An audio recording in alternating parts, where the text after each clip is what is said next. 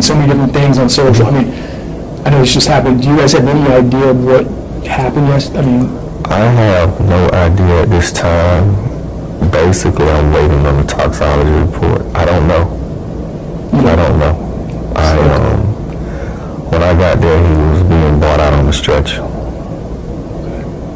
And once they went to the hospital with my son, I immediately went in the house and started praying. Yeah.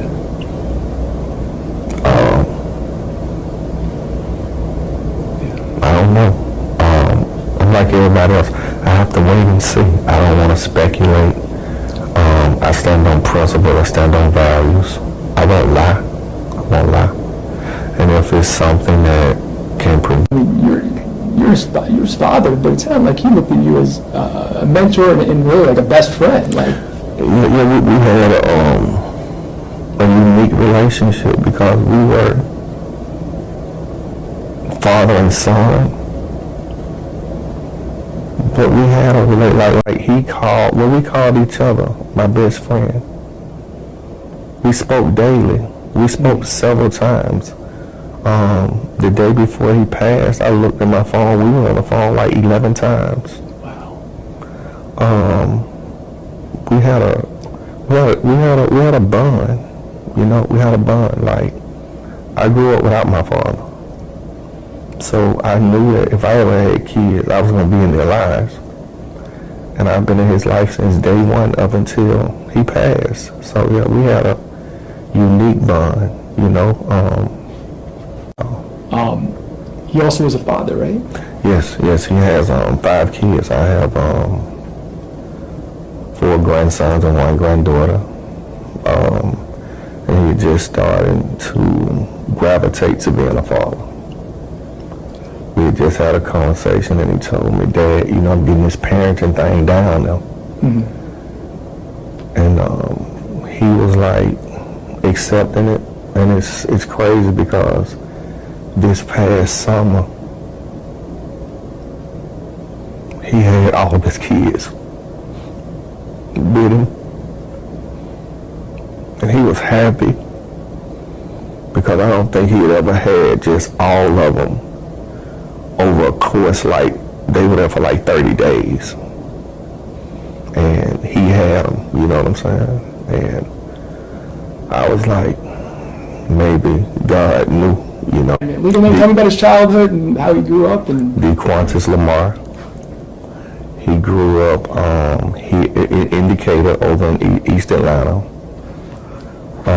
Played football and baseball, all coming up out of Old National. Played baseball up until his 12th grade year at McNair. Had a scholarship, got there, say he got homesick and came home. Got in some trouble, went to jail, came home, told me he wanted to be a rapper. I was like, you know, that's a slippery slope. yeah.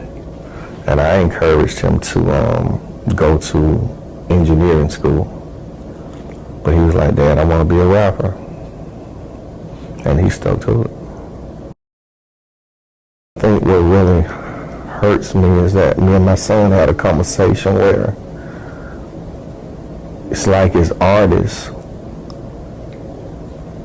you're more appreciated in death than you are alive. Mm. And unfortunately, I'm seeing it. Now that he's gone, the love is everywhere. How should he be remembered? That he was a trendsetter, that he made hits, and I used to tell him it's a difference in making songs and making hits. Mm. And he made hits, and I know that his music will live on forever. And I know as far as the city of Atlanta goes, he's a legend. I taught him humility. I taught him to stay grounded.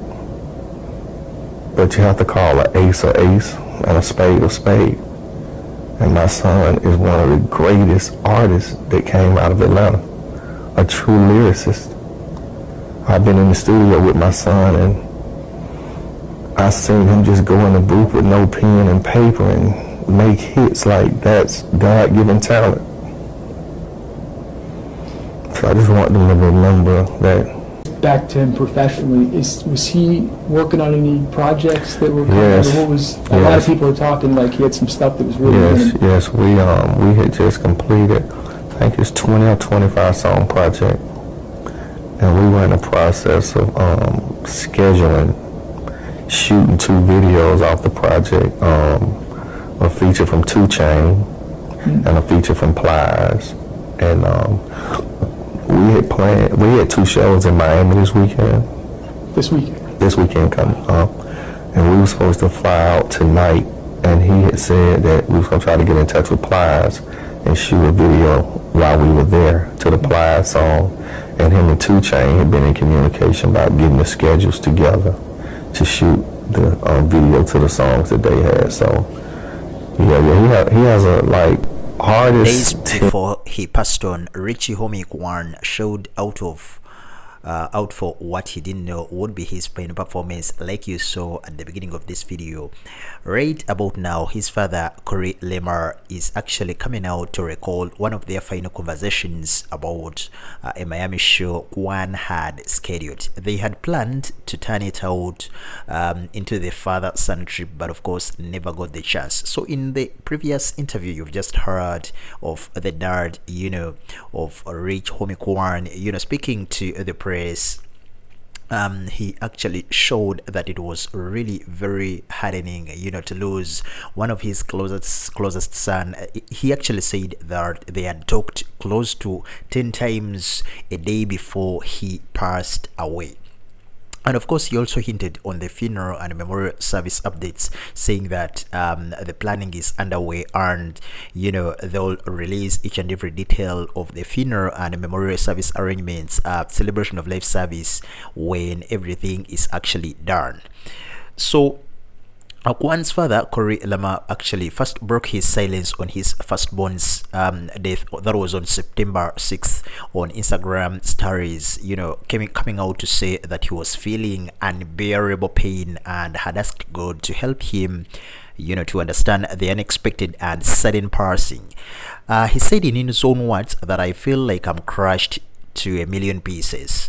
Then shortly after midnight on September 7th, when we received the news that Quan had passed on, he recalled their conversation about spending time together at the Miami show. And of course, Corey said Quan called him a week before and invited him to see his performances as a mental break. The father said he booked their flights and a mansion, but then Quan suddenly passed away, which was really very hardening and very, very tough, to handle. He's still mourning. He really looked broken. He really looked out of energy, and it's understandable as a dad, to lose one of your closest and most favorite son. It's really very heartbreaking. We are praying for him. We are praying for the family. We are praying for the fans in this very tough moment. R.I.P. and rest in power the king, that is Rich Homie Quan.